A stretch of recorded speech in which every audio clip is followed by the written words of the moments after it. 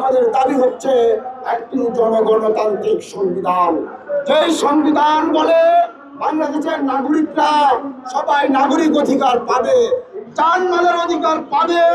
সেই জন্য আমরা আমাদের এই বক্তব্য স্পষ্ট, ৭২-এর সংবিধান বাতিল করে নতুন সংবিধান প্রণয়নের জন্য যদি গণঅভ্যুত্থান প্রয়োজন হয়, যদি জুলাই বিপ্লব নতুন করে সংগঠিত করতে হয়, তাহলে আমরা করব ইনশাআল্লাহ। সুতরাং আজকের আমি ৩টা বিষয় আপনাদের কাছে সংক্ষেপে আবার স্মরণ করে দিচ্ছি। জুলাই গণহত্যার বিচার করতে হবে ৬ মাসের মধ্যে, আওয়ামী ফ্যাসিবাদকে নিষিদ্ধ করতে হবে ৬ মাসের মধ্যে। এই সময়ের মধ্যে আওয়ামী লীগের কোনো কার্যালয় খোলা হলে সেই সন্ত্রাসবাদী জঙ্গিদেরকে গ্রেফতার করতে হবে এবং সেই কার্যালয় পুলিশ সিলগালা করে দিবে, জনগণ সেই সব কার্যালয় ঘুরিয়ে দিবে ইনশাআল্লাহ।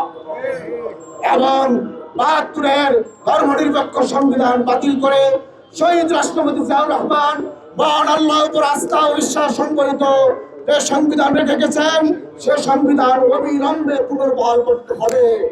এবং জনগণের সংসদ কায়েম হয়েছে, জনগণের সকল রাজনৈতিক দল সংগঠনকে নিয়ে নতুন একটি সংবিধান প্রণয়ন করার জন্য একটি সংবিধান পরিষদ গঠন করতে হবে।